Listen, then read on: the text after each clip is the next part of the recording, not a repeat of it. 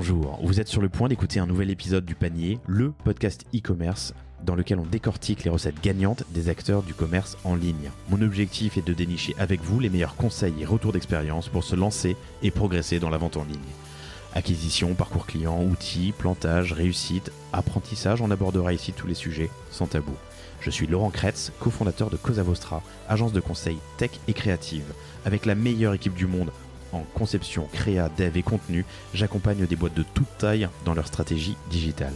Contactez-moi sur lepanier@cosavostra.com, sur LinkedIn ou sur notre site cosavostra.com. Bonne écoute.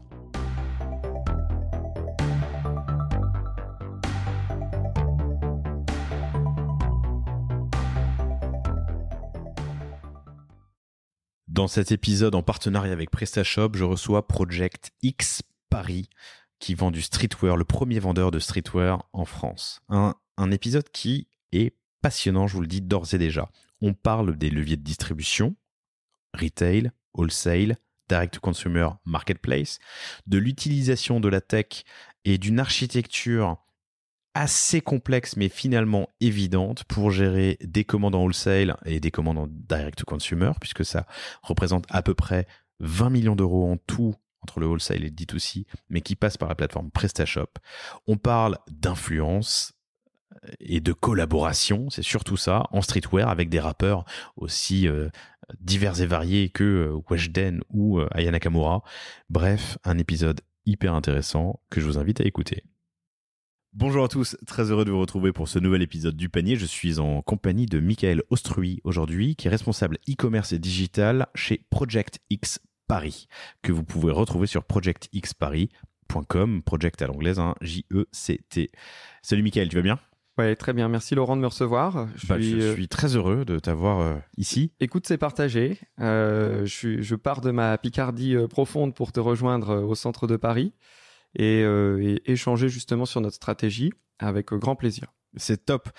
C'est un épisode qu'on fait en partenariat, qui vous est proposé en partenariat avec PrestaShop, puisque Project X Paris, dont on va parler dans l'heure qui vient avec Michael, c'est un gros carton. C'est une boîte qui a été fondée il y a en 2015, il y a 7 ans, qui a fait 40 millions de CA l'année dernière. Vous visez combien cette année ? Écoute, l'objectif c'est d'atteindre tout canaux confondus, 55-60 millions. Alors, gros carton, je sais pas, parce qu'on est assez humble quand même. Mais en tout cas, c'est certain, une belle réussite sur un marché qui est quand même le marché de l'habillement et qui est aujourd'hui un marché difficile. C'est ça, puisqu'on l'a pas dit, mais Project X Paris, c'est du streetwear. Tout à fait. Aujourd'hui, en fait, on a la vocation vraiment, on est le leader français sur la partie streetwear. Donc, sur ce marché de niche qu'est le streetwear, en France aujourd'hui, alors j'entends bien sur la partie milieu de gamme, parce qu'on est vraiment les leaders français sur la partie streetwear, milieu de gamme. Il y a du haut de gamme aussi, mais nous c'est vraiment la partie accessibilité qui nous intéressait. Donc un objectif à 55-60, plus de 40 l'année passée, vous êtes 140 collaborateurs. Combien de points de vente ? Alors ça c'est une question qui est difficile parce que le déploiement de points de vente évolue de jour en jour. En fait, on a un planning d'ouverture qui est très très soutenu. On va ouvrir des fois jusqu'à 2-3 magasins par mois, avec toutes les complexités que ça a, parce qu'avec les travaux, ce qui devait ouvrir est peut-être retardé, ce qui devait ouvrir dans 2 mois arrive finalement maintenant, donc c'est assez aléatoire. Mais on est sur une 50aine de points de vente à fin d'année 2022. Dont 15 sous franchise. Voilà, parce qu'on a un modèle un petit peu hybride. C'était pas le cas à la genèse au départ. On était vraiment sur des magasins en propre à 100%. Et on a eu pas mal de demandes entrantes sur le concept de franchise. Et donc du coup, on a fait évoluer notre modèle retail pour proposer les deux. Cool. Et donc sous PrestaShop, alors sur les 40 millions que vous avez fait l'année dernière, il y a une grosse vingtaine qui s'est fait via PrestaShop, en partie en D2C, donc direct to consumer, en B2C, et une plus grosse partie en B2B, puisque sous PrestaShop, vous avez aussi construit une plateforme qui permet à vos distributeurs, à vos retailers, à vos franchisés, de venir passer leurs commandes. Tout à fait. Ok. Alors, vas-y, pardon. Ouais, si je peux juste... Permets-toi. Voilà, excuse-moi, mais pour ajouter un petit peu de choses, c'est que, de contexte plutôt, effectivement, aujourd'hui, on a 2 sites sous PrestaShop. Donc, la partie B2C, j'adresse mes consommateurs classiques sur projectxparis.com. L'autre, c'est un portail qui est fermé, qui est dédié à nos revendeurs et distributeurs. Donc là, aujourd'hui, on a un peu plus de 1500 revendeurs et distributeurs à travers le monde. Ça va de petits acteurs, vraiment avec des marques confidentielles en centre-ville, des boutiques plutôt de quartier, à des très grands groupes aujourd'hui, qui ont plusieurs dizaines, voire centaines de points de vente à l'échelle nationale. C'est ça, parce qu'il y a plus de 1000 revendeurs en wholesale. Ouais, on a un peu plus de hein. 1500 points de vente. Ouais, 1500 points de vente. Ouais. À date, c'est un peu plus de 1500 points de vente. Pas qu'en France, parce qu'on a aussi des distributeurs à l'étranger. Mais ouais, on est sur un total de 1500. Formidable. Vous êtes sur des marketplaces, Zalando, Amazon, partout. On en reparlera, évidemment. Ça fait partie des sujets qui m'intéressent. Comment tu gères 1500 revendeurs? Comment, quand tu arrives... Non, pardon, en 2018, quand vous faites 1 million de CA, en 2021, plus de 4, c'est ça sur la partie B2C, tout à fait, on a fait x4. Alors moi, je suis arrivé décembre 2018 chez Projet X Paris. Donc là, un petit peu plus de 3 ans et demi après, il y a un petit peu de chemin qui s'est passé. On a pas mal évolué. L'entreprise, elle s'est aussi bien structurée, parce que ça faisait partie aussi d'une étape importante, je pense, de l'entreprise, où on arrivait à un niveau où, enfin, on avait une ambition et des objectifs, et il fallait qu'on soit à la hauteur de ces objectifs-là en termes de structure et d'organisation. Donc là, il y a un gros travail qui a été fait pour moi sur les 3 dernières années de la part de l'équipe. Donc voilà. Voilà, et donc plein de sujets. Vous êtes, comme dit, sur PrestaShop, pas mal d'outils dont on parlera, un outil de gestion de stock, et de warehouse, ouais. Un logiciel de facturation, un logiciel de caisse que vous avez développé en interne, qui communique via votre outil CRM à PrestaShop. Tout à fait. Alors CRM et fidélité. Oui, CRM et fidélité. Voilà, il y a 2 briques, un petit peu, dans les détails. C'est un petit peu différent et plus complexe. Mais... Juste qu'on soit clair, si tu me reprends encore une fois, j'arrête l'enregistrement. D'accord, bon, je ne dis plus rien, excuse-moi. Non, je déconne évidemment. Et puis un beau PrestaShop, hein, vous faites, t'es presque à 100% en PageSpeed Insight sur ordi, vous avez un SEO. Alors j'essaierai de te faire dire toi-même les mots-clés sur lesquels, dont tu es fier, mais où tu sors en numéro 1. Et franchement, c'est sur des mots-clés parce qu'il m'a dit hors micro. Tu vas avoir du mal. Tu vas avoir du mal à me le faire dire. On verra. Voilà. Bref, Je salue Grégory d'ailleurs s'il nous entend. C'est une discussion qu'on a abordée tous les deux. Grégory Perrin, qui est un ami de chez Okara, qui est passé derrière le micro aussi un petit peu avant moi. C'est ça, qui est comme toi un auditeur et qui est passé dans cette série spéciale PrestaShop. Tout à fait. Sur le panier. Grégory, qu'on salue. Et que c'est un plaisir de le recevoir d'ailleurs. Il est très très cool, il est pointu, hein, Greg. Ouais, il est très très pointu. En fait, son sujet de prédilection, c'est le SEO. Quand tu le lances là-dessus, il te sort des trucs, tu t'y penses même pas, ou tu te dis c'est futé. Enfin, non, il est fort. Et vous croisez dans le $1 Million Club, hein. Exactement, dans le Million Club, de PrestaShop. Ça, alors nous, on a été intégrés il y a 2 ans maintenant sur le Million Club. C'est intéressant en fait. L'idée du Million Club, c'est de fédérer les e-commerçants à partir de 1 million d'euros de CA généré sur Prestat, accès au Million Club. On a accès à quoi en fait? On a accès à un rendez-vous mensuel. Le but, c'est d'échanger sur des thématiques qui sont d'actu. Donc, il y a un moment donné, on a eu la CMP. Un autre moment, c'était des outils peut-être sur le pricing. On a eu des choses sur la partie cash. On a eu des choses sur la partie de service aussi, d'hébergement. Voilà. Donc il y a des thématiques sur lesquelles soit on est à l'aise, on n'est pas à l'aise, ou on a de l'intérêt ou pas. Mais le but, c'est en tout cas d'avoir un rendez-vous régulier et surtout d'avoir accès, entre guillemets, à un annuaire de marchands pour échanger. C'est-à-dire que plus si affinité, tu rencontres quelqu'un avec qui tu dis tiens, on peut faire un partenariat ensemble, ça prend du sens. Tiens, je me mets en relation, ou ce qu'ils font, c'est intéressant. Tiens, j'aimerais bien qu'ils m'en disent un petit peu plus sur leur manière de procéder, parce qu'il y a peut-être des choses à transposer chez nous. Le gros avantage, c'est que le point commun qu'on a, c'est qu'on a le même écosystème technique, c'est-à-dire qu'on utilise tous PrestaShop. Donc, et ça va de sites qui font 1 million à des sites qui font 100 millions d'euros de CA par an. Donc, il y a vraiment une culture là-dessus qui est intéressante. Et puis, le virage que prend PrestaShop à animer, l'énergie que met PrestaShop sur l'animation de cette communauté, je trouve que c'est intéressant d'être salué. Il y a toujours des gens qui vont dire oui, on pourrait faire un peu plus de ceci, un peu plus de cela.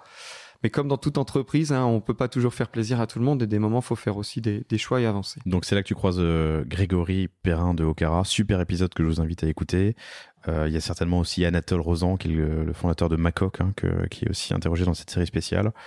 Il doit y avoir, j'imagine, le petit vapoteur que j'adorerais recevoir sur le panier. Si vous nous écoutez, il faut que tu les invites. Alors j'ai pas eu la chance de discuter avec les équipes opérationnelles, marketing ou les dirigeants, mais j'ai rencontré un de leurs devs sur le PrestaShop Day et c'était très intéressant. On a discuté autour de hamburgers et c'était vraiment bien. Commençons par le commencement. Project X, c'est quoi l'origine du nom? Alors moi j'ai pensé à deux choses. Hein. Déjà j'ai pensé au X potentiellement, mais surtout au film. Project X, ça vient d'où? Ouais. Alors tu te trompes pas trop sur. En tout cas, les deux premiers insights que tu me soumettes, c'est effectivement souvent un petit peu ce qu'on me dit, mais rien du tout, rien à voir avec ça. Alors pour expliquer vraiment la genèse de la marque. Nous, on est créé en 2015. Les deux fondateurs, Jimmy et Maxime, qui sont deux frères, créent la marque en 2015 et fraîchement sortis d'école, hein, ils ont 20, 21 ans, enfin c'est à peu près la vingtaine d'années, et se disent on va créer une marque autour du streetwear et de la culture urbaine. Et le but, la vision depuis le départ et qu'on a toujours aujourd'hui, c'est devenir un acteur leader incontournable du streetwear. Déjà à l'échelle française, ça c'est un pari qui est réussi, mais demain à l'échelle européenne aussi, et de promouvoir cette culture urbaine. Et donc là, on est en 2015.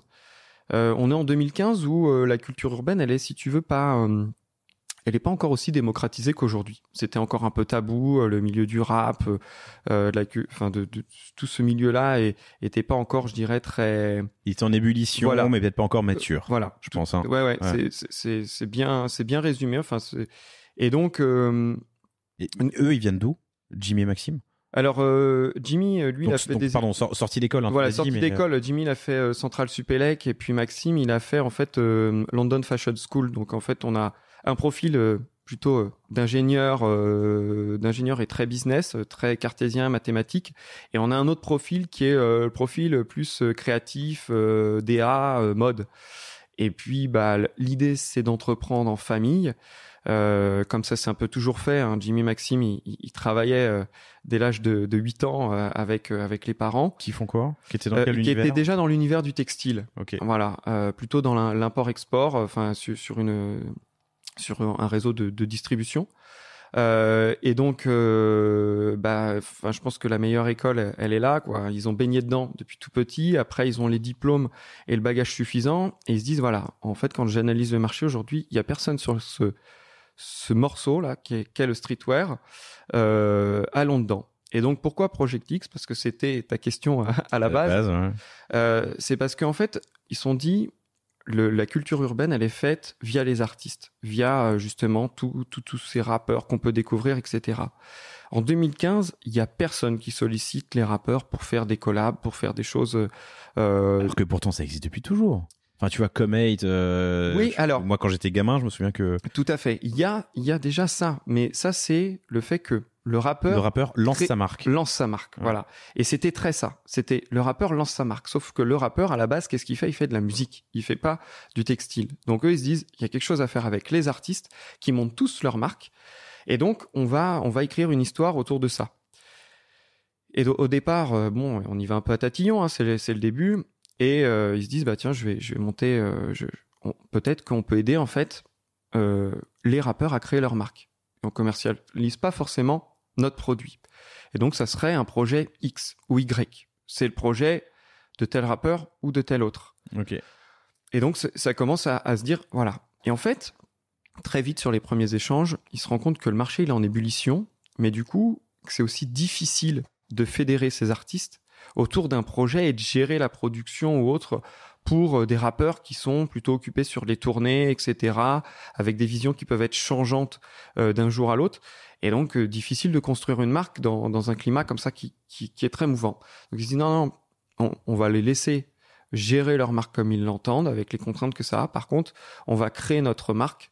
Et c'est là que naît Projet X Paris, avec le X, en fait, qui est du coup devenu le symbole de la collab.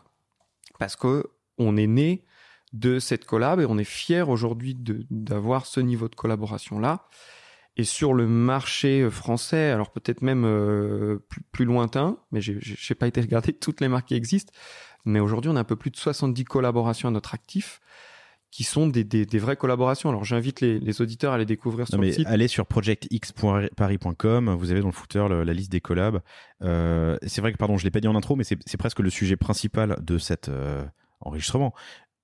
Alors, je peux les citer parce qu'ils sont sur le site. Il y en a avec lesquels vous travaillez plus, vous travaillerez, enfin bref, mais de Weshden. Tu retrouves un historique. Aya Nakamura, en passant par Neymar. Il y a eu, vous avez des collabs de ouf et régulières. Et ça a été, j'imagine, un accélérateur de croissance. Mais on y viendra tout à l'heure quand on parle des leviers. Alors, avant l'accélérateur de croissance, ça a été la communication. Légitimité. Voilà. Parce que quand au départ, tu commences et tu vas démarcher tes premiers clients, tu te fais pas une campagne télé, tu vas pas en campagne d'affichage, tu fais pas de la radio, t'as pas de budget d'acquisition, enfin, t'as rien de tout ça.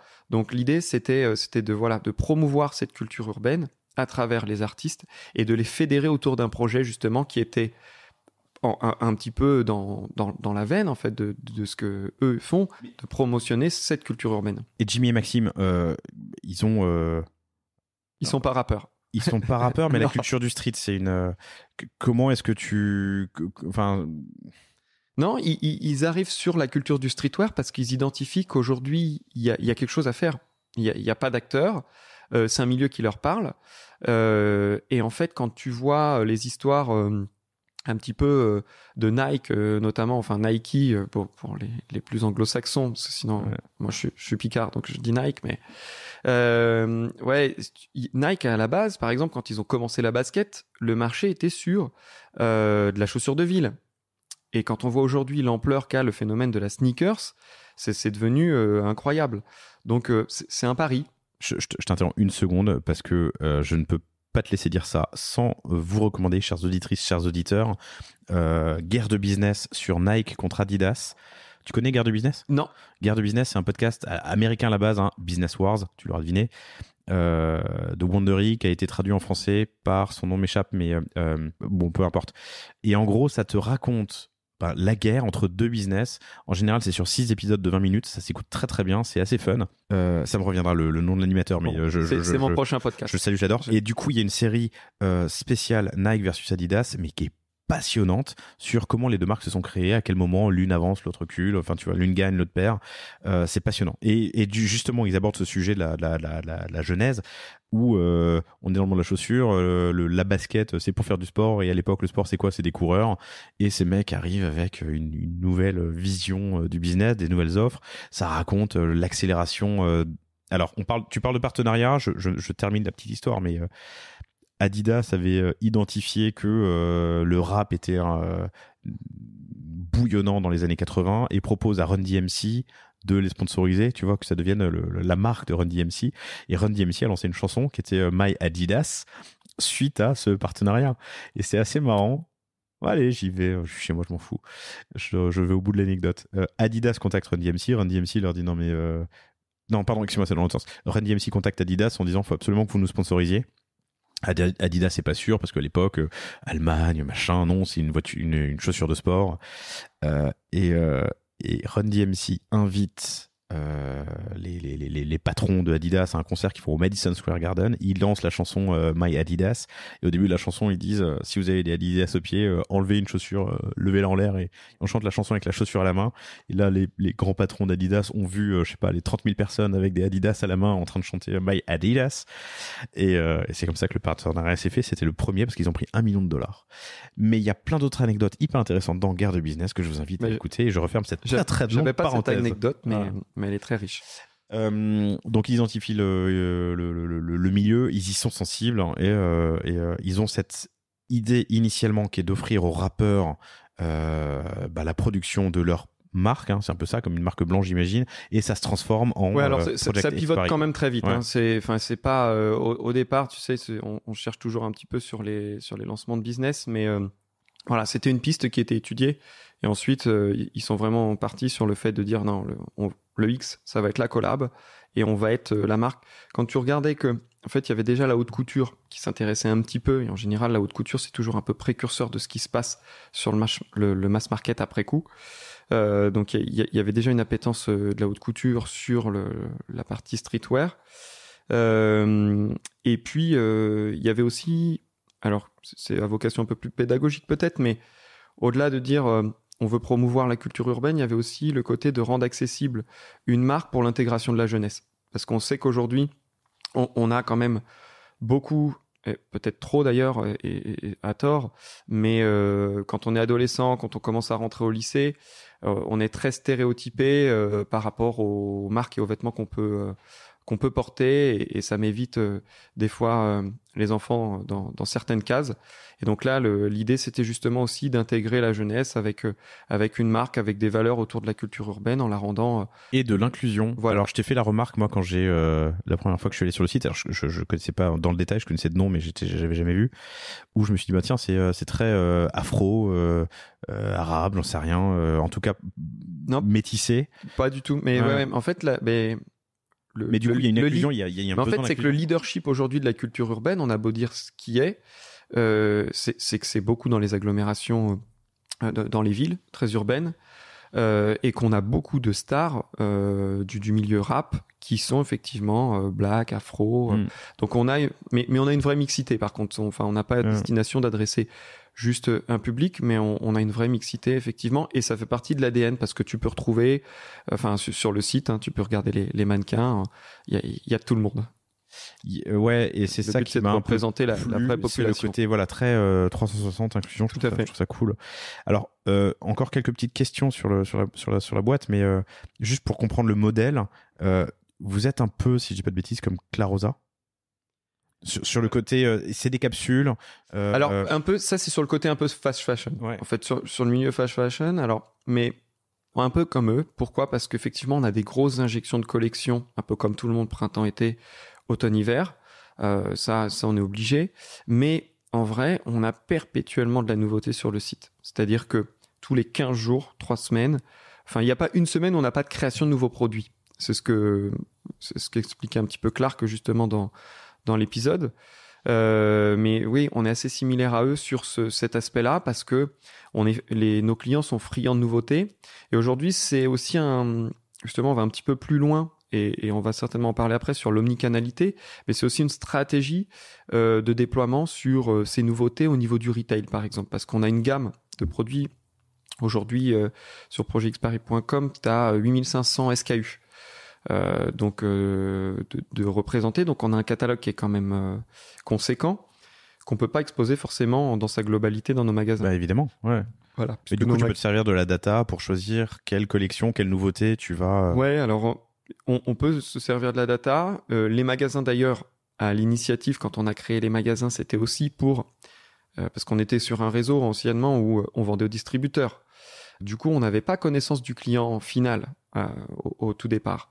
Et les magasins, c'était de dire, voilà, je mets un brand awareness, je mets... le retail aujourd'hui a encore ce pouvoir-là, parce qu'il y en a beaucoup qui disent, ouais, le retail, c'est mort. Non, mais le retail, le fait d'être physiquement présent à un endroit, le consommateur le sait. Il se dit, non, c'est pas une marque, justement, de passage, c'est pas une DNVB, c'est pas... Voilà, ils sont présents aussi sur la partie retail. Et donc, du coup, on a mis des stratégies en place sur cette injection de nouveautés au niveau des magasins. Donc, en gros, les magasins, ils ont, en général, les nouveaux thèmes jusqu'à épuisement. Et à partir du moment où il y a eu l'épuisement, ils sont réassortis sur la nouvelle injection. Voilà. Ok, hyper intéressant. Et on y reviendra effectivement quand on parlera d'omnicanalité, parce que c'est et le site est la réserve un peu digitale de ces magasins-là. C'est-à-dire que sur des magasins entre... le plus petit, je crois, qui fait 70 mètres carrés. Le plus grand fait 300 mètres carrés. On est en général... 70, c'est pas grand. Ouais, alors on a des magasins aussi qui sont des magasins en bord de mer, par exemple. Voilà, donc ouais, on a une franchise qui a ouvert à Royan. Donc forcément, on va me dire, qu'est-ce que capitale du rap, capitale mondiale du rap. Non, mais pas nécessairement. Mais justement... les gens sont en vacances, tu les accompagnes sur leur lieu de vacances et c'est un magasin, par exemple, qui fonctionne très très bien. Alors, il y a une amplitude horaire un peu particulière, surtout en période estivale, mais voilà. Mais fin de la parenthèse sur Royan, on a des surfaces qui sont un petit peu différentes, mais la majorité de nos magasins sont situés dans des centres commerciaux. Des centres commerciaux d'intérieur ou d'extérieur, en général plutôt prestigieux. Notre premier magasin était ouvert à Aéroville. Après, on est présent dans le sud sur Miramas, par exemple, qui a un village outlet qui fonctionne très très bien. On a des magasins sur Marseille, tu vois. On nous a souvent dit, une marque comme Projet X Paris, qu'est-ce que vous allez aller faire à Marseille? Ils voudront jamais du produit, etc. Mais Marseille, c'est aussi, enfin, les deux capitales aujourd'hui sur le milieu urbain sont Paris et Marseille et ses banlieues. Donc, Et du coup, pour revenir à la prod, alors c'est intéressant ce que tu dis, que ce soit fast fashion ou pas d'ailleurs, l'intérêt de pouvoir multiplier les nouveautés, les capsules en cours d'année et réagir à la mode, à l'actualité. J'en parle dans un super épisode qui est le catch-up avec Lisa Nakam de Jonac. Elle produit, je veux pas dire de bêtises, c'est en Europe, je crois que c'est au Portugal, mais elle est capable de lancer une collection en moins d'un mois, conçue, produite, livrée, et ce qui donne une belle réactivité justement par rapport à la mode. Alors ça, c'est un sujet sur lequel on travaille, notamment, et je pense que c'est lié à la proximité avec le Portugal. Aujourd'hui, nous, on est à peu près une quarantaine au siège. Enfin, Projet X Paris, tu le soulignais tout à l'heure, c'est 140 salariés à l'échelle du groupe, mais forcément, il y a les équipes magasins qui sont incluses dans ces salariés. Au niveau du siège, on est une quarantaine et on a toute la partie conception design. C'est-à-dire qu'on a un directeur artistique, on a un responsable de l'identité visuelle. J'espère d'ailleurs qu'ils nous écouteront, qu'ils se donnent beaucoup de mal sur justement la perpétuelle évolution de ces collections, d'être dans la tendance, parce que c'est des partis pris. Hein. Il y a des choses des fois qu'il faut assumer d'un point de vue stylistique, mais on en est bien là et on fait un boulot qui est formidable sur ce sujet-là. Et on a aussi 3 designers de collection. Donc ça, c'est tout fait chez nous. Et effectivement, après, les ateliers de confection, alors... on a nos ateliers de production au niveau de la Chine, qui sont nos ateliers historiques. Et là, forcément, même si c'est la capsule, elle est dessinée en moins d'un mois, le temps que ça soit approvisionné, livré chez nous, confectionné, ça met un petit peu de temps. Donc en général, on est plutôt sur des délais même minimum de 3 mois quand même entre le moment où ça a été dessiné et le moment où ça arrive chez nous. Et bien sûr, là, avec les pénuries qu'il y a sur les conteneurs... en ce moment, c'est plutôt plus que moins que 3 mois. Et on s'est rapproché aussi du coup d'usines. Donc là, on a monté une nouvelle usine en Turquie, justement pour un peu s'affranchir et avoir une gestion notamment du réapprovisionnement ou d'avoir des collections plus rapidement sans passer par ces délais-là. Et puis le contexte aussi économique avec, avec l'augmentation du transport. Il y a un élément qui me paraissait intéressant aussi, dont on a parlé un peu en off tout à l'heure quand on prenait un café, mais c'est je te demandais le niveau de marge dans une boîte comme Project X. Tu disais que tu es le leader en milieu de gamme, hein, c'est ça, street. On peut... Le textile, c'est un milieu quand même complexe. On peut avoir des marges très très élevées ou justement très très serrées. Il y a une politique particulière là-dessus, non, depuis le début? Alors, particulière, je sais pas, mais en tout cas, on a essayé d'être un peu différent. C'est-à-dire qu'aujourd'hui, au départ, quand les deux fondateurs, Jimmy et Maxime, arrivent, proposent leurs produits, ils ont tout juste 20 ans, ils commencent d'abord par... donc, on n'est pas une DNVB, on est né avant tout du retail, plutôt même du wholesale, c'est-à-dire des distributeurs. Et on se présente auprès des distributeurs en disant, bah voilà, c'est une nouvelle marque, tu vas voir, ça va marcher. Je pense parce qu'il faut croire à son produit quand même au lancement.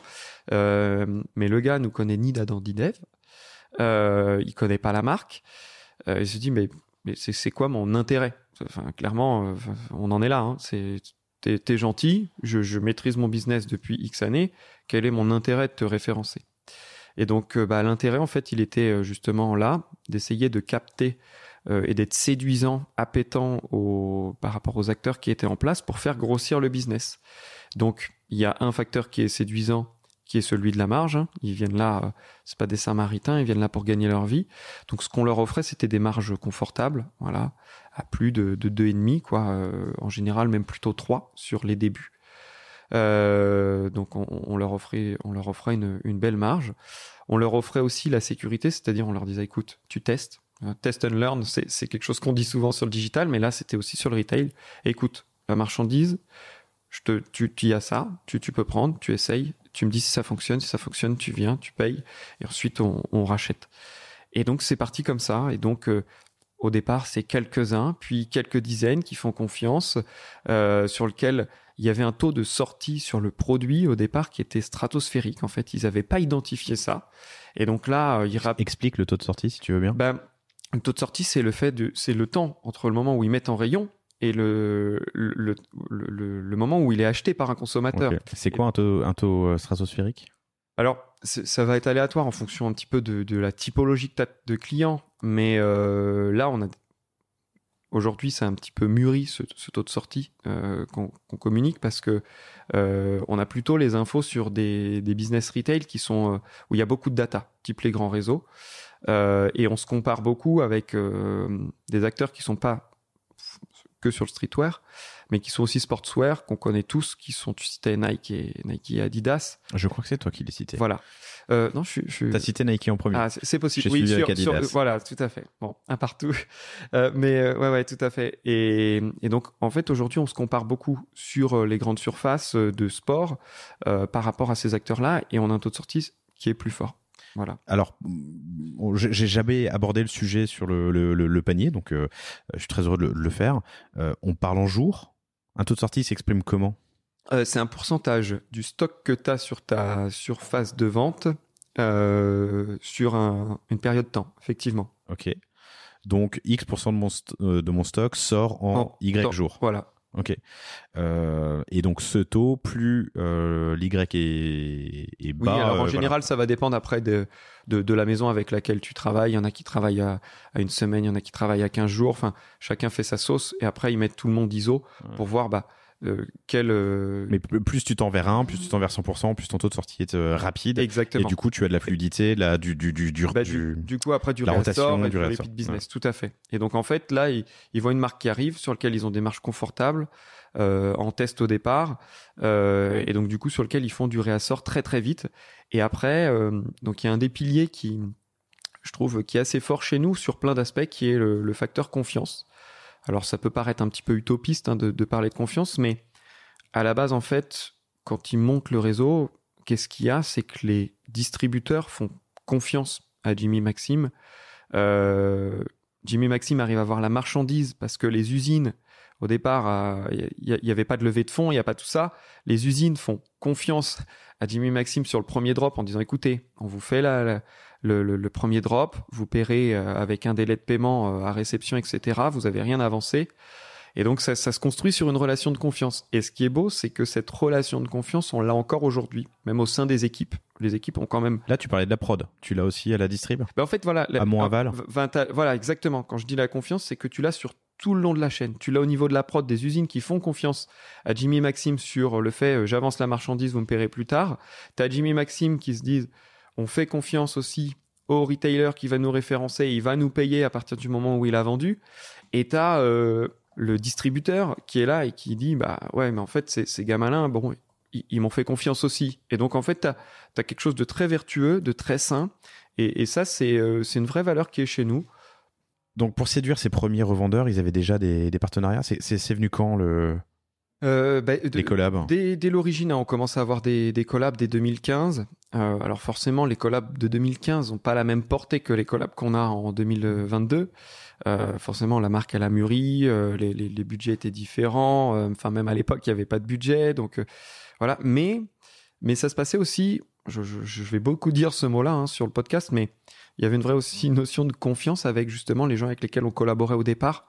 Tu vois, dans les stars du rap aujourd'hui, en 2022, on a Nino, avec lequel on collabore beaucoup. Alors, s'il y a des auditeurs ou auditrices qui sont fanatiques de rap français, je pense qu'ils connaissent. Mais voilà, on commence à collaborer avec lui sur les débuts, 2016 ou 2017. Il a des tenues dans un clip. Après, on fait quelques photos. Enfin, voilà, il y a pas mal d'aspects de la collab. C'est aléatoire. Mais aujourd'hui, on continue de communiquer avec lui, on arrive encore à faire des choses avec Nino, et c'est ça qui est beau. Je pense que lui, il n'a pas besoin forcément d'être associé à Projet X Paris pour vivre. Je pense qu'il a de quoi voir venir, mais du fait que tu sois à un instant T, que quand il était moins connu ou moins sur la scène là, et que tu sois encore là, tu vois, c'est une relation aussi un petit peu sur le long terme, et je pense que ça, ils sont pas insensibles. Ok, passionnant. Alors parmi ces valeurs, tu m'as dit la confiance. J'ai l'impression qu'il y a une autre valeur dans la boîte. C'est très désorganisé aujourd'hui, mais je trouve la discussion passionnante. Alors je continue. Il y a une autre valeur, j'ai l'impression, c'est la verticalité, puisque vous faites pas mal de choses en interne. Ouais, tout à fait. Alors ça c'est propre, c'est propre en fait à nos dirigeants. Souvent, voilà, on parle un petit peu de juice, tu vois, qu'est-ce qu'il y a, c'est quoi l'ADN. Alors t'as des entreprises où t'as des ADN. Je dirais vraiment très esprit d'équipe, très start-up à fond, un peu à l'américaine, tu vois, très très fun, avec une ambiance, une ADN et tout ça.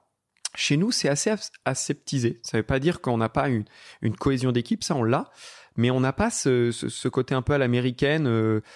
C'est pas mal vu, mais tu vois, de faire valoir, c'est pas quelque chose qui est dans la culture, et je pense que ça c'est vraiment un petit peu le jus, la patte des dirigeants. C'est des personnes qui sont très discrètes, très très humbles, très posées, très réfléchies, et donc du coup on a aussi donc il y a cette confiance, cette latitude qu'ils nous donnent, et derrière il y a la partie verticalité, c'est-à-dire qu'en plus de cette confiance, eux ils ont la vocation de dire écoute, à chaque problème on trouve une solution, on est là pour faciliter le business.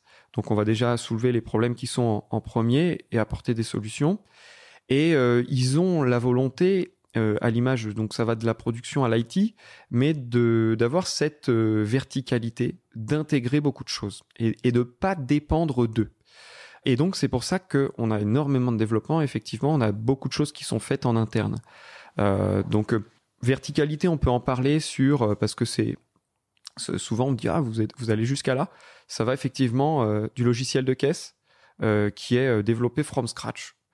Ça va de l'ERP qu'on utilise sur le wholesale qui est aussi développé from scratch. Ça va sur le WMS qu'on a aussi côté retail et B2B. Warehouse Management System, le système de gestion de. Oui, tout à fait. Ouais, pardon. WMS, l'outil de. Alors, ce qui est marrant, c'est qu'on a deux systèmes. Mais le WMS, il est développé in-house ? Ouais. Alors, en fait, juste parce que ça, c'est peut-être pas clair pour tout le monde et je ne sais pas si j'ai bien expliqué, mais notre business, il est sur 3 canaux. Les revendeurs distributeurs, plus de 1500 revendeurs à travers le monde. Qui commandent sur la plateforme PrestaShop in-house. Voilà, mais qui n'était pas le cas avant. C'est pour ça que je remets le contexte, et parce que ça peut être aussi intéressant de vous expliquer pourquoi on a migré, pourquoi on est passé d'un from scratch à un PrestaShop, là où souvent on voit qu'on fait le chemin inverse. Donc, nous, on a 3 canaux de distribution. Donc, wholesale, 1500 vendeurs à travers le monde. Le retail, donc sous couvert soit de franchise, soit de magasins qu'on exploite en direct. Ça, c'est 40 magasins à date, donc 15 franchisés. Ça va tendre à 50. Et l'objectif, c'est qu'à 2025, horizon 2025, on soit à 100 points de vente. Voilà, c'est à peu près ça. Et le B2C, donc le site projectxparis.com, on vend en direct. D'accord ? Sous PrestaShop. Là, on n'est pas en from scratch. Ça, c'est vraiment les 3 canaux. Je parlais verticalité. Verticalité, donc je disais logiciel de caisse, donc sur le retail. Je te parlais ERP. Donc ERP, ça a une incidence sur le retail et sur le wholesale.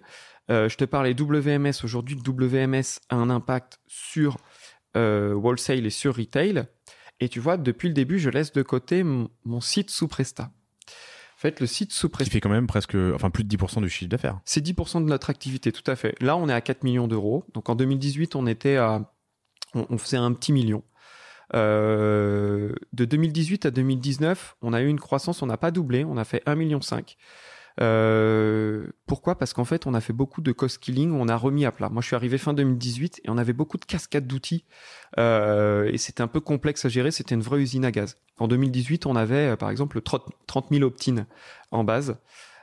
Sur des bases qui étaient complètement décentralisées, on n'avait pas de RCU, de référent client unique, etc. Donc on a eu une période où on a restructuré un petit peu, on a déblayé le truc, et après on a quasiment fait 1 million de plus chaque année. Donc là on atteint 4 millions. Mais donc pour revenir aux outils in-house versus sur étagère, donc on a bien compris 3 canaux. 3 canaux, retail, wholesale, direct to consumer. Il y a les marketplaces aussi, tu les mets dans quoi ça ? Je les mets sur le site. Ça tombe. Dans le DTC, dans la Direct Consumer. Okay. Tout à fait. Ouais. Ça, d'ailleurs, c'est une petite partie de notre business. Et du coup, qui devient un peu plus grosse avec l'intégration Zalando là, mais dont tu nous parleras. Mais je reviens sur les chiffres. Une 50aine de points de vente, donc 15 en franchise sur la partie retail, 1500 points de vente revendeurs sur la partie wholesale et 10% de l'activité sur le site. Les outils. Donc les outils verticalité, on a beaucoup fait sur le wholesale, le RP, tout ça en from scratch. De l'autre côté, j'ai le site qui fonctionne avec un autre WMS qui n'est pas développé from scratch, là, qui est une solution qu'on utilise. Que vous utilisez toujours ? Oui. Et qui est ? Qui est Speedy. Elle s'appelle Speedy. Alors, accessoirement, en fait, on utilise cette solution-là parce que je suis un ancien de alltricks.com, s'il y a des amateurs de running et de vélo. Et c'était le système qu'on avait déployé à l'époque et qui est toujours en activité chez Alltricks. Donc, j'avais une connaissance de ce système-là et c'est surtout que Alltricks avait un business qui était bien plus complexe que celui qu'on pouvait adresser, nous, par rapport à notre niveau de maturité chez Projet X Paris. Donc, je me suis dit qui peut le plus peut nécessairement le moins. Donc, avec une connaissance sommaire de l'outil. Donc, on l'a déployé parce que ça devenait vital, parce que quand tu fais 4 millions, on a un panier moyen à 80 €, donc on gère 50 000 colis. 50 000 colis, on était à la base sur de la préparation sur la facture Presta. Donc, c'est-à-dire que c'est les factures PrestaShop qui étaient imprimées et on avait une personne au niveau du stock qui avait sa pile de factures et qui allait chercher, il n'y avait même pas d'adressage à l'époque, qui allait chercher les références en fonction de là où il se souvenait qu'il les avait rangées. Donc, c'est-à-dire que tu mettais n'importe qui dans l'entrepôt qui n'avait déjà pas rangé les produits, et ben il pouvait pas les trouver. Ouais, ou le mec tombe malade ou te quitte. Et ben tu peux pas préparer. Et très vite, quand on a commencé à avoir des vrais pics de commandes, de plusieurs centaines de commandes par jour, ça commençait à coincer. Et donc on est passé par, je pense, je vais pas être le seul, mais toute étape qui se doit de mettre carré la logistique pour livrer les clients sur les bons produits, les livrer rapidement, avoir un service client d'exception. Et donc c'était un gros volet plutôt entre 2020 et 2021. Et là, ça tourne très très bien. Voilà. Capable d'absorber plusieurs milliers de commandes par jour, avec un taux d'erreur qui est inférieur à 1%, même 0,005%. Et tu me disais tout à l'heure du coup que la plateforme B2B, donc pour les 1500 revendeurs en wholesale, vous étiez sur une solution in-house. Alors voilà, tout à fait. On était sur solution in-house parce que l'effervescence, le business y grossit. On peut pas être partout. Donc, à un moment donné, le wholesale, c'est quand même... Enfin, j'ai pas la prétention avec notre site aujourd'hui de dire qu'on fait vivre l'ensemble des salariés. Ce qu'on fait, c'est du plus. 4 millions, c'est sympa. Mais quand on regarde le PNL en fin d'année... alors on a un site qui génère du cash, mais en général on réinvestit plutôt ce cash-là, alors qu'il y a des fois beaucoup de sites e-commerce qui sont déficitaires, hein, mais c'est pas non plus forcément le truc de fou. Donc les salariés ils vivent aujourd'hui grâce au wholesale. Donc le wholesale était stratégique, il avait une solution depuis le départ et il y avait quelque chose d'existant et qui tournait. Donc on s'est dit bon, écoute, ça tourne, on va pas tout changer, il y a des choses à faire. Par contre, en 3 ans, le site B2C, lui, il a progressé de manière fulgurante sur plein de choses en termes d'UX, en termes de rapidité, en termes de fraîcheur, etc. Et à un moment donné, le B2B est venu nous voir en disant, écoute, les clients, maintenant, quand je les ai en rendez-vous, ils regardent que le site B2C. Parce qu'ils trouvent mieux les produits, parce que c'est plus facile, parce que ceci, parce que cela. Et ils vont pas trop ils vont moins sur le portail. Et nous, en fait, donc l'idée, c'était de dire, on n'arrivait pas forcément à adresser le sujet de refonte du wholesale en from scratch parce qu'il n'était pas responsive à l'époque, fallait faire du responsive parce que on avait un back-office d'administration qui était assez restreint en termes de latitude, de créer des pages, créer du contenu sur les pages, de les administrer par l'équipe, etc., d'avoir de la gestion de droits, d'avoir des filtres comme on voulait, ordonner comme on voulait. Tout ça, bien sûr, en from scratch, c'est possible. Mais ça demande du temps, ça demande un cahier des charges. Le fait, nous, qu'on ait fait évoluer parce que en 3 ans, c'est notre 4e, entre guillemets, refonte graphique ou migration, parce que PrestaShop évolue et donc on passe d'une 1.6 à 1.7, de 1.7 à 0.2 à ainsi de suite, la version ultérieure. Aujourd'hui, on a un 1.7.7.7, le 1.7.7. Et donc à chaque fois, ça évolue. Et donc je dis à Jimmy, écoute Jimmy, on a ce sujet-là qui est en dilettante. On a à chaque fois des choses qui sont plus prioritaires sur la gestion de notre production, la gestion de nos flux, etc. Et on a du mal à adresser ce sujet. Et donc, on a commencé à avoir une réflexion. La réflexion, elle a duré assez longtemps. Le sujet, il était en sommeil pendant presque un an et demi. Et à un moment, on s'est dit, écoute, tout ce qu'on a fait là sur sous Presta en B2C, en fait, le B2C, c'est pas loin de ce qu'on offre aux clients B2B. Ouais. En termes de navigation, en termes de catalogue, en termes de filtres, c'est même un petit peu plus simplifié parce qu'on n'a pas aujourd'hui de gestion du paiement, on est à la facturation sur compte. Et je lui dis, écoute, moi, de toute façon, j'ai du dev perpétuel et on va continuer de faire évoluer le site sur le B2C. Mettons le B2C au service du B2B qui nous fait vivre aujourd'hui. Et donc, on a dit, on mutualise et on prend en fait un front PrestaShop sur la base du template qu'on avait B2C avec toutes les features B2C qu'on a pour qu'il soit calqué le plus ISO possible pour que quand on fasse des évolutions qui sont intéressantes pour le B2B, on puisse les retransposer sur le B2C, qu'on puisse les retransposer sur le B2B. Et le cas échéant, potentiellement dans l'autre sens aussi. Et tout à fait. Et en fait, du coup, ça prend beaucoup de sens parce que là, il y a des choses qu'on fait sur le B2B et qu'on se dit, ça aurait du sens peut-être de le mettre sur le B2C. Voilà. Et donc, du coup, là, on arrive à avoir non plus forcément une dette technique de dire, j'avance plus trop, mais plutôt d'un site B2B qui n'avait pas bougé depuis 2-3 ans, d'avoir des injections de nouvelles fonctionnalités très, très régulières. Voilà. Donc l'ancienne version B2B sur laquelle les revendeurs passaient leurs commandes, elle se basait sur quel stock ? Les stocks qui sont dans le WMS from scratch. Donc là, justement, la grosse difficulté... Il y a une notion de migration de fiches produits. Alors, en fait, c'est un peu plus complexe que ça. Le B2C, on a un site Presta qui est émulé par le back-office Presta. Le B2B, lui, il est calqué sur notre front B2C pour l'émuler et pour l'administrer, parce que le but de la manœuvre, c'était aussi de donner du pouvoir aux équipes B2B, de pouvoir faire des choses, de l'administrer, de mettre du contenu, de mettre des choses sans avoir à passer par l'agence, parce qu'avant, en from scratch, on disait, tiens, tu peux me changer ça ou si. Là, on est autonome pour gérer une grosse partie du contenu, et ça a beaucoup d'intérêt. Par contre, comme on était dans la verticalité avec des outils qui sont développés depuis le début, très spécifiques à nous, ce qu'on a fait, c'est qu'en fait, nous, on va quasiment...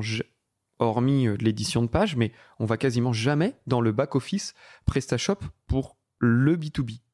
En fait, on a connecté le back-office PrestaShop à notre ERP avec des flux. Et donc, toute la partie PIM, management des produits, elle était déjà présente dans l'ERP. Et donc, en fait, c'est des flux automatiques de modification, de création qui partent et qui nourrissent le back-office PrestaShop. Aujourd'hui, sur le B2B, on fonctionne en segmentation, parce qu'on a des revendeurs type Intersport pour les citer qui ont une gamme de produits différente du distributeur multimarque de quartier ou même d'un réseau multimarque. Et donc pour protéger aussi un petit peu les zones de chalandise ou l'assortiment produit, ils ont des segmentations. Donc là, sur les produits, on vient prendre la création, la modification, mais aussi les gestions de segmentation. Et tout ça, c'est transparent, c'est retranscrit dans le BO Presta et du coup émulé sur le front. Ok, voilà. Okay. Ça fait une archi, alors qui n'est pas si complexe que ça. Non, mais un peu atypique. Ouais. Et du coup, les gains de productivité sont hyper intéressants parce que tu peux du coup émuler, je reprends tes termes, tu peux dupliquer sur le C'est B2C, qu'ils étaient bons, c'est un bon signe. Mais tu peux dupliquer sur le B2C ou le B2B, ce qui vient du B2B ou du B2C, inversement. Hein. Ouais. Tu as des apprentissages, tu ne gères au final qu'un seul front sur certaines briques. Ouais. Enfin, tu vois, quand on parle par exemple de design system en mode atomique, en gros ça veut dire qu'on a des éléments et qu'on gère des éléments indépendamment plutôt qu'une structure en entier. On fait souvent ça quand on fait du headless, mais aussi quand on fait des templates PrestaShop ou autre. Ça te permet de gérer des éléments en commun, j'imagine, mais tout en ayant la liberté sur la partie B2B de parler en hors taxe, par exemple, B2C, en TTC, enfin ce genre de choses. C'est clairement en fait les adaptations qu'on fait. Ouais. Ils sont au niveau beaucoup de la fiche produit, parce que nous, on va vendre typiquement sur le B2C du produit qui est du produit unitaire, le B2B nous achète des packs, donc des sizing packs. Donc il y a un petit mix à faire au niveau des références qu'on propose, et donc ils achètent des packs plutôt que la pièce. Et après, effectivement, c'est du hors taxe au lieu du TTC. Alors, juste question orga, sourcing et appro. Il y a une partie capsule et il y a une partie produit tu vois, les best-sellers, les intemporels qui vont revenir. Tout à fait. Quand j'en parlais avec Clark de Clarosa et qui gère alors, c'est très beau, hein, je crois qu'il a 12 millions d'euros de CA de mémoire. Et surtout uniquement en D2C, en direct to consumer, c'est pas la même chose que de gérer bientôt 60 millions cette année avec 1500 revendeurs, 50 boutiques. Non, c'est un environnement qui est très complexe. Mais du coup, tu as une notion de marketing aussi de ton réseau de distribution où tu dois aller leur proposer les nouveautés, ils sont les premiers à servir. Tu vois ce que je veux dire? Tu as Oui, ouais. Alors, tu gères de la rareté en interne, en gros, c'est ce que je veux dire. Ouais, alors je sais pas si c'est de la rareté, parce que le but, c'est quand même dimensionner nos productions par rapport au réseau de distribution. On veut pas faire forcément de gens qui sont frustrés ou dire, tiens, c'est rare. Par contre, si je peux revenir sur le plan du B2B, c'est ce qu'il apporte. C'est-à-dire qu'au départ, de dire, tiens, on fait le portail B2B et on l'améliore pour qu'à la limite, il transforme mieux, il soit plus rapide, il soit plus confortable pour les utilisateurs qui sont au final les utilisateurs finaux, les revendeurs. Là-dessus, on leur met tous les produits qui sont disponibles en stock, au même titre que s'ils passaient par leur commercial. Et en fait, le commercial, là où avant, il était un petit peu... c'est lui qui faisait beaucoup la promotion des nouveautés. Là, on va pouvoir maintenant l'animer, parce que chose qu'on ne faisait pas suffisamment avant, on va pouvoir l'animer davantage, justement pour présenter ces collections de nouveautés. Et que le distributeur puisse faire son réassort, puisse le faire dès que le stock il arrive, parce que c'est vrai qu'on a des rotations de produits qui sont très très rapides. C'est-à-dire que tu peux avoir 3000 pièces qui arrivent, et le lendemain, tu as attendu 2 jours, et le lendemain, il n'y a plus rien. Et ce produit-là ne reviendra jamais. Voilà. Donc ça, c'est vrai que c'est toute la difficulté. Nous, les distributeurs sont contents d'avoir ce qu'ils appellent du pronto. C'est-à-dire, c'est disponible, je commande, et je suis livré sous 24-48 heures. Et c'est ce qu'on a fait depuis le début. Le réseau, il est en France uniquement? Ou international aussi? De distributeurs? Ouais. Non, on a des distributeurs à l'étranger. Okay. Alors, je les connais pas tous, je peux pas toutes citer. Non, mais sur les 1500, tous ne sont pas en France. Non, tout à fait. Ouais. La majorité, la marque est, de par justement les capsules qu'on a pu faire, quand tu regardes l'ensemble des artistes, on a bien sûr quelques rappeurs américains type Chris Brown, Jason Derulo, Akon, mais on est quand même majoritairement sur de l'artiste francophone. T'es devenu un expert de rap? Alors, expert de rap, je sais pas. Par contre, je suis assez client. C'est vrai que j'ai très vite écouté du rap, même si je cautionne pas tous les rappeurs avec lesquels on collabore et que je suis pas forcément client de tous les sons qui peuvent sortir. J'ai plutôt une culture rap et hip-hop. Ouais. Cool. Alors, dernier point, j'aimerais sur la partie tech, le temps file, c'est passionnant. J'aimerais comprendre les interactions entre le logiciel de caisse qui lui est toujours, en tout cas, est un logiciel sur mesure pour vos 50 boutiques. Hein. Tout à fait. Ok. Et normalisé, audité. Tout. Et PrestaShop. Oui. Est-ce que c'est bien, tu vois, en termes de fidélité, et puis de stock et de. En termes d'écosystème. Il faut que ça communique. Quoi. Donc effectivement. Donc là, comme j'ai bien présenté un petit peu la cartographie technique qu'on pouvait avoir juste avant, je vais pas y revenir, mais notre site B2C sous Presta, lui aujourd'hui, et c'était un des gros chantiers qu'on a mené en 2021, c'était ce pan de l'omnicanalité, qui est un petit peu sur toutes les bouches, mais qui est un vrai sujet d'actu, et aujourd'hui une marque se doit absolument d'être omnicanale si elle veut perdurer, sinon ça n'a pas de sens. Et donc, nous, on était là et on avait en fait un site un petit peu satellite qui était le e-shop, mais qui conversait pas avec la partie retail. Et la brique qui était commune aux deux, c'était la partie fidélité. C'est-à-dire qu'on avait au départ un programme de fidélité sur les magasins, historiquement, par une solution qui n'était pas from scratch, qui était une solution tierce qu'on retrouve chez pas mal de fooders et de retailers, qui s'appelle 06. Voilà, 06 comme le numéro de téléphone 06, parce qu'en fait le parti pris sur le retail, c'était de dire en caisse c'est un peu long et fastidieux de devoir saisir une adresse mail, toutes les coordonnées, etc. Et des fois les clients savent pas laquelle communiquer, ils regardent, ils sont un peu indécis. C'est un enfer de prendre, de faire de la feed donc à là, une caisse, quoi. Avec le numéro de téléphone, tu dis c'est quoi votre numéro de téléphone, tac, on vous crée le compte de fidélité, tu reçois un petit SMS sur lequel tu as le détail, les conditions, tu acceptes ou pas les conditions, tes consentements, RGPD compliant, ce que tu veux. Et donc, à partir de ce moment-là, tu es embasé.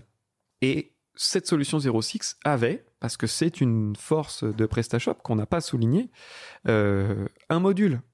Voilà, parce que l'écosystème PrestaShop, la force de l'outil, c'est aussi derrière cette multitude de modules. Alors c'est une force et une faiblesse des fois à la fois, mais en tout cas, là pour le coup, c'était une force. Ça te permet d'aller vite, rapidement, de tester des choses, et comme c'est open source, en plus, tu peux ouvrir la boîte. Voilà, tout à fait. Par rapport à d'autres solutions qui peuvent aller être sur le marché, c'est vrai que PrestaShop là-dessus est plutôt bien. Après, il faut être vigilant, et ça faisait partie aussi des années 2018 où je t'ai dit, on a fait beaucoup d'élagage, on a coupé beaucoup de modules. Parce que les modules gèrent la performance aussi. Des fois, il y a des modules qui ont des failles et autres. Donc, fin de la parenthèse sur la partie écosystème module. Et donc, on a le module 06 qui nous permet après de redescendre et d'être connecté sur PrestaShop aussi. Et donc, du coup, on a un client qui vient aussi bien en magasin et sur le site internet, qui est reconnu par l'interface de fidélité et qui, du coup, bénéficie des mêmes avantages, peu importe le canal sur lequel il consomme. Voilà. Ok, super. Et donc, on passe par la feed pour ça. Et la feed est dupliquée dans notre outil de CRM. Qui est Spread. Ok, voilà. Satisfait. Ouais, sinon remboursé. Non, ils n'ont pas encore ce slogan-là, même si j'aimerais bien. D'ailleurs, si Gaspard nous entend, qui est le CEO de Spread, pourquoi pas. Il a déjà mon RIB. Bon, très bien. Voilà. Formidable. On va fermer la parenthèse tech. Ça fait un grand tour d'horizon sur cette architecture qui est pas complexe mais particulière. Oui. Et qui est permise en grande partie sur un Presta qui est ouvert, open source et qui a des modules et des API, quoi. Je pense que dans nos métiers, il n'y a pas forcément grand chose de complexe. C'est souvent l'humain qui se rend la chose complexe. Mais si on le décortique bien, on arrive à apporter toujours des solutions. C'est mon rôle aujourd'hui, en tout cas, chez ProjeX, quoi.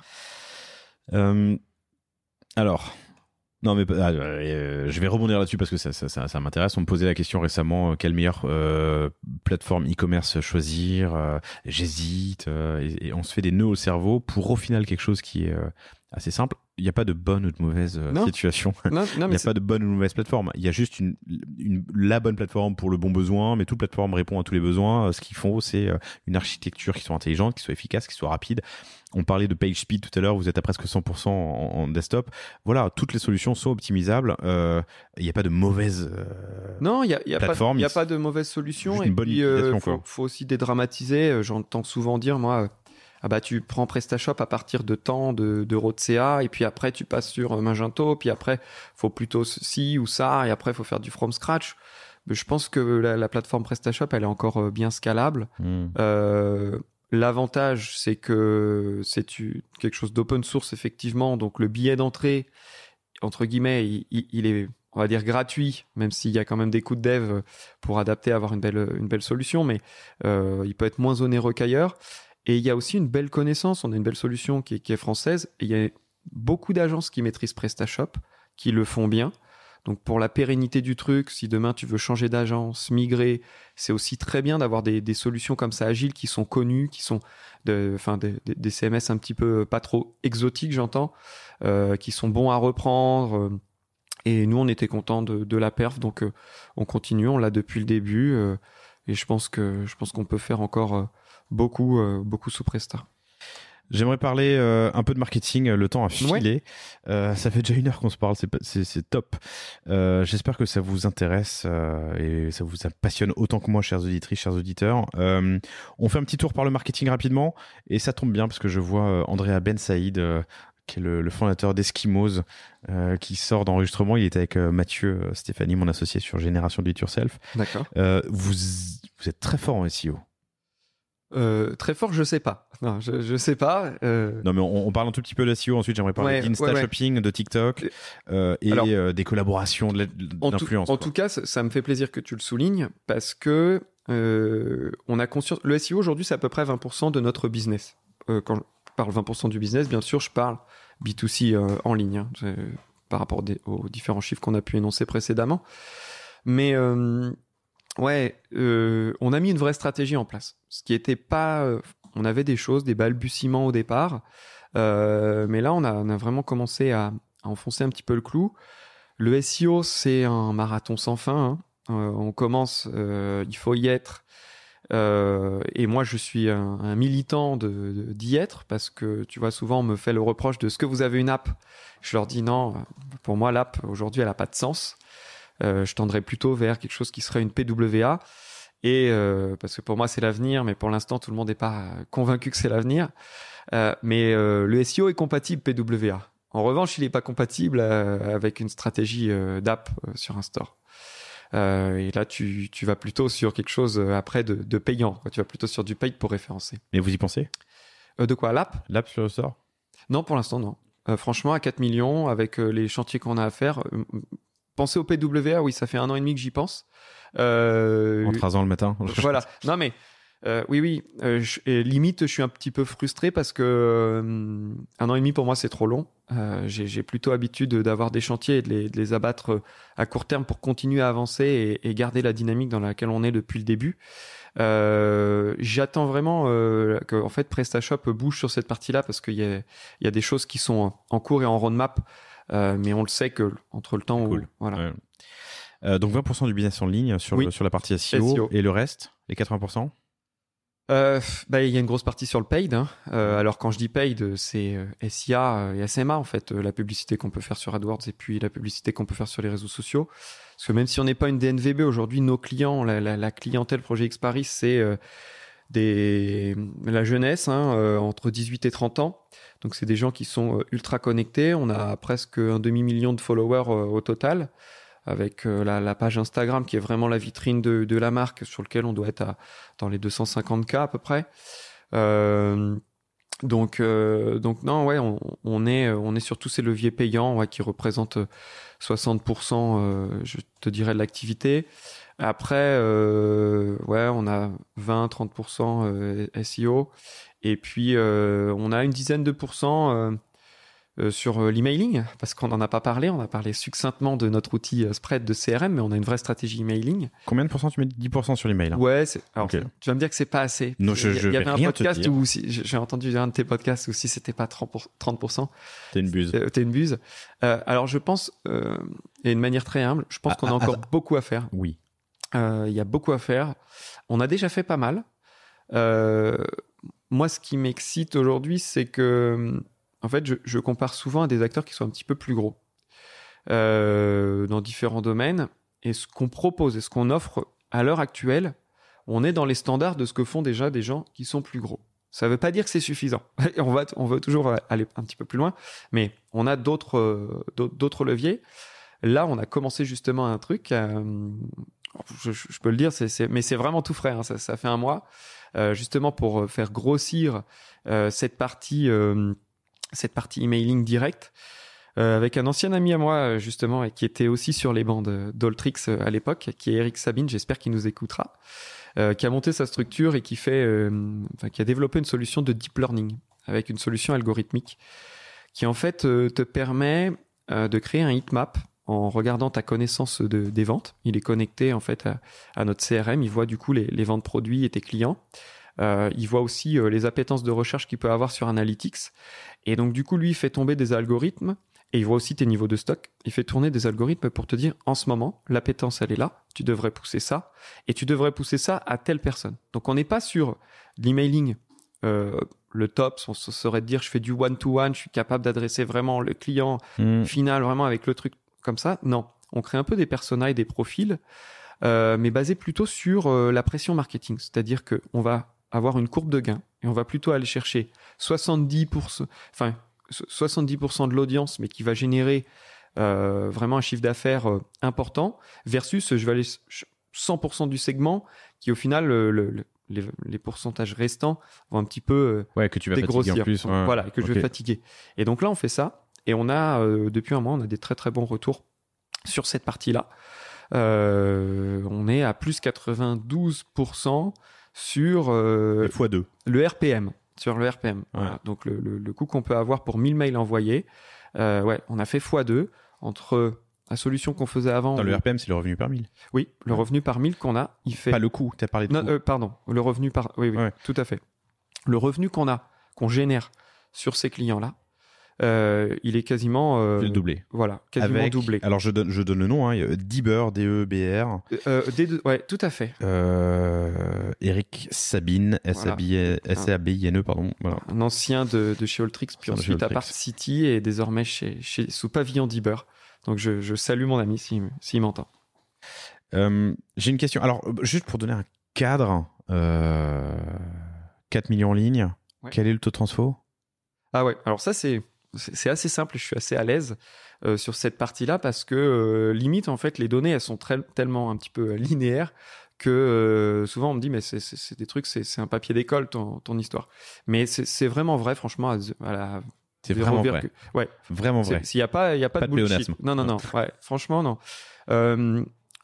Quand on faisait 3 millions de sessions, donc ça c'était de 2021, 3 millions de sessions, on fait 1% de taux de transfo. Donc 30 000 commandes. On fait 30 000 commandes. Alors, gros, j'arrondis. Effectivement, c'est 31 253. Enfin, voilà. Mais on est dans cet ordre de grandeur-là, clairement. Et du coup, la session représente 1 euro. Voilà. On est là-dessus. Puisqu'on fait 3 millions d'euros de CA. 3 millions d'euros de CA pour à peu près 30 000 commandes, soit des paniers moyens un peu en dessous de 100 euros. Ouais, en gros, c'est ça. Hein. Tout à fait. Ok. Voilà. Là, aujourd'hui, on oscille sur un panier moyen qui est plutôt aux alentours des 80 euros.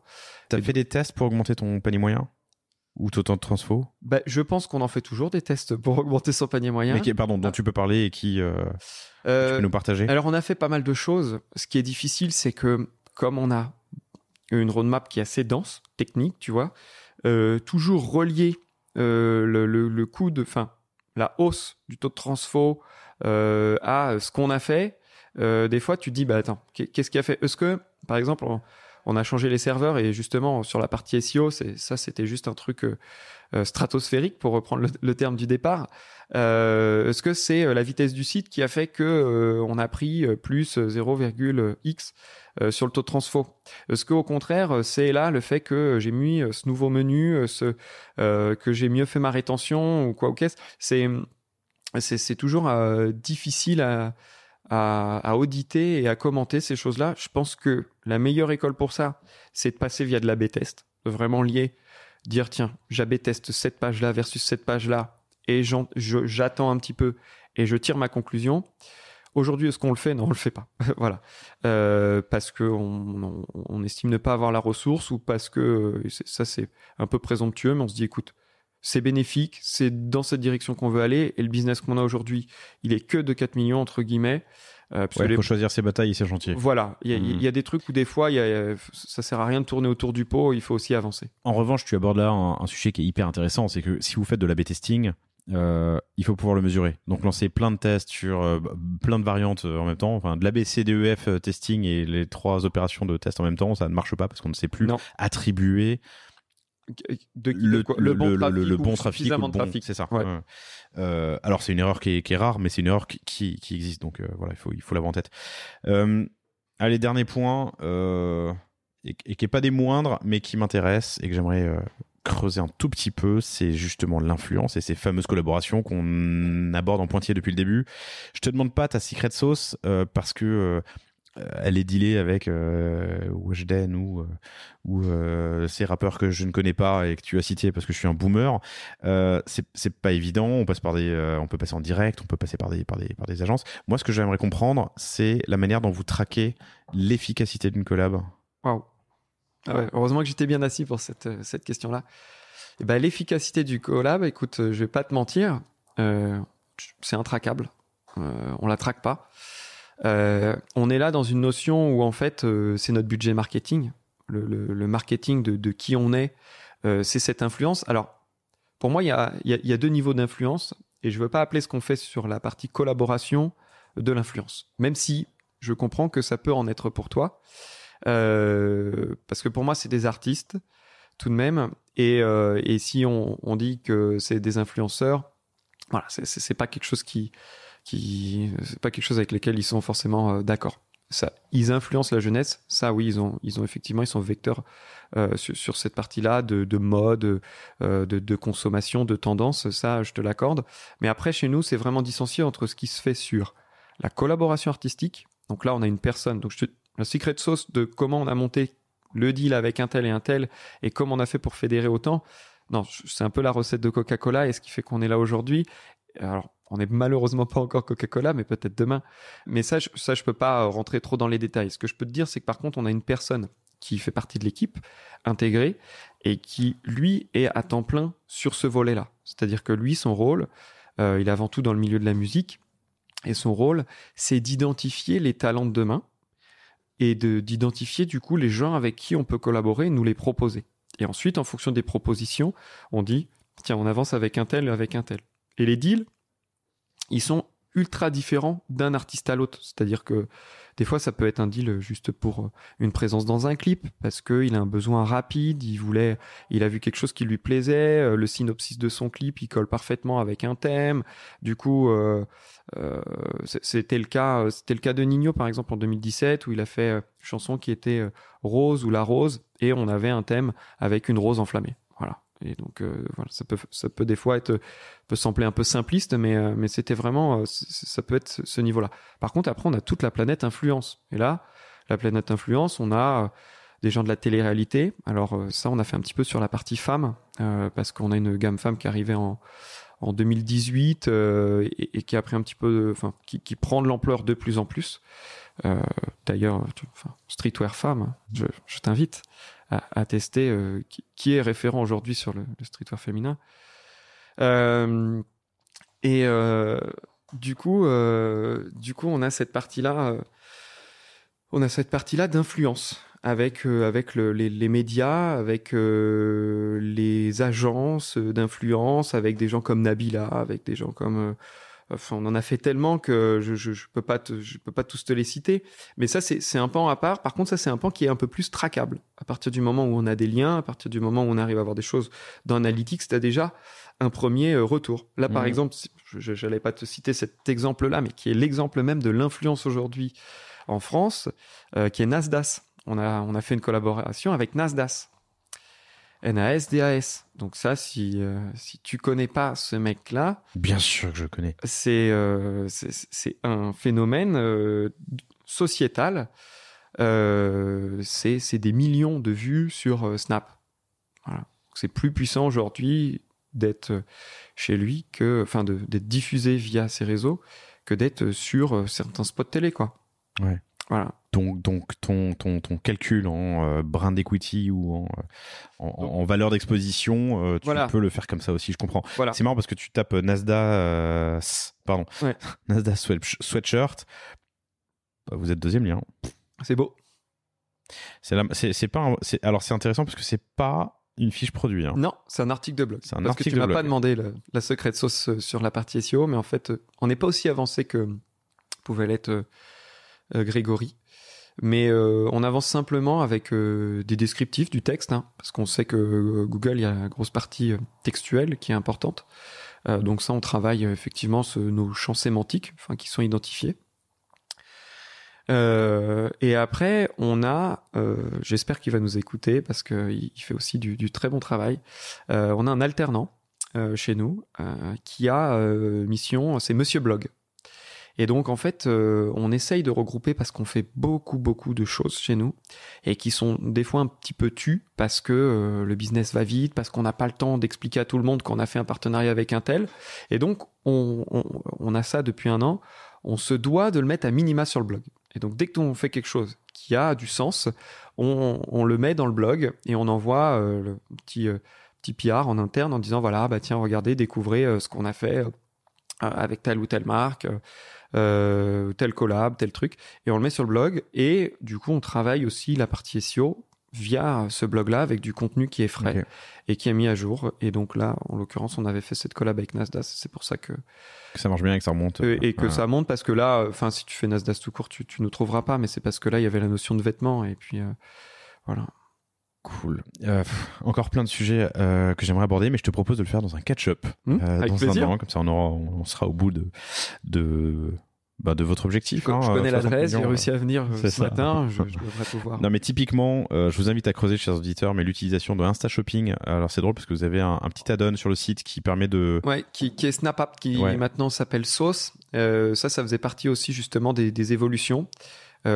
Justement, Clark de Clarosa disait tiens, Nosto nous a dit que ça marchait mieux avec du lifestyle. C'est effectivement des choses qu'on a perçues. Là, aujourd'hui, il y a beaucoup de. Alors, il parle aussi de Content Square. Ah oui, pardon. Excuse-moi. Ouais. Content Square, pas Nosto. Pour rendre à César ce qui appartient. Oui. Non, tout à fait. C'est moi qui mélange. Très bien. Mais du coup, on a cette partie lifestyle générée par les UGC en fait, par des utilisateurs, parce que c'est vraiment ça en fait. Là, ce que permet ce plugin, c'est d'aller chercher sur des pages Instagram et de les lier à une fiche produit. Et donc là, on a de la modération parce que des fois, on a des choses qu'on ne souhaite pas diffuser ou des images qui ne peuvent pas être diffusées. Mais le but, voilà, c'est d'étoffer la fiche client avec du contenu réel de la part des utilisateurs. Et comme on est sur un site de mode, on se doit de montrer un petit peu les moods dans lesquels sont nos clients en portant tel ou tel type de produit, éventuellement leur donner de l'inspiration.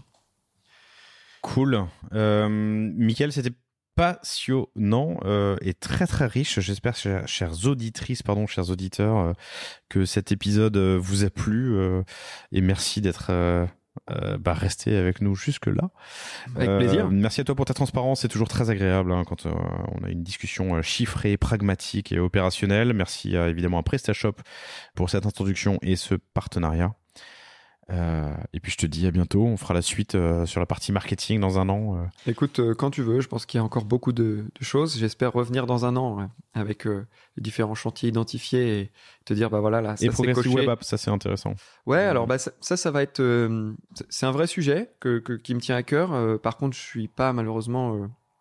maître du calendrier. Voilà, maître du calendrier du jeu côté Presta là-dessus, mais si ça évolue, on le fera. Là, on a des belles choses qui vont arriver sur l'omnicanalité parce que là, on a juste la e-réservation de déployer un programme de fidélité ISO.